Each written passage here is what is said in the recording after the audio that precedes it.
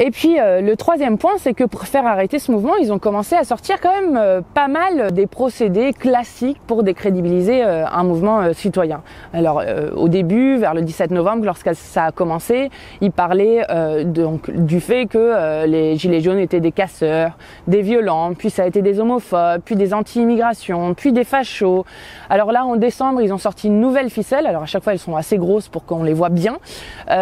Finalement, les gilets jaunes mettent des gens au chômage. On ne savait pas. C'est des gens qui luttent pour une vie digne et pour que ils puissent vivre de leur salaire. Mais ils ont mis tant de personnes au chômage partiel. Et bien sûr, c'est la faute du mouvement citoyen et pas du gouvernement qui ne répond pas à leurs attentes. Mais bon, ça, passons sur cette question.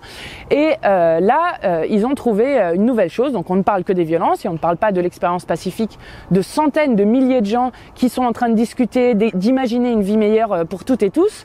Mais on ne parle que des violences. Et là, la nouvelle trouvaille, c'est bien sûr de dire que tous les gilets jaunes seraient du FN, puisque le FN est devenu, d'après les sondages, le premier parti d'opposition, et que il y aurait des convergences dans le mouvement des gilets jaunes avec la France insoumise, entre le FN et la France insoumise. Alors là, on s'arrête un petit peu, parce qu'il faut déjà respirer quand on dit une connerie comme ça.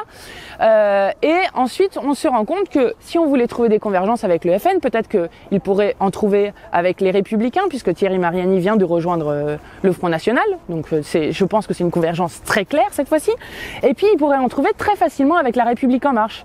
La République En Marche est contre la hausse du SMIC. Ah bah le FN aussi. Ils ont tous les deux voté contre. Ils ont tous les deux voté pour l'enfermement des enfants pendant 90 jours dans les centres de rétention. Ah bah ils sont d'accord là-dessus. Il y a une convergence forte. Ensuite, ils ont voté aussi contre le fait de faire une constituante pour que nous réécrivions tous ensemble notre constitution. Ensuite, la République En Marche et le FN ont aussi voté contre le référendum révocatoire qui permet de révoquer un élu lorsque celui-ci ne tient pas ses promesses.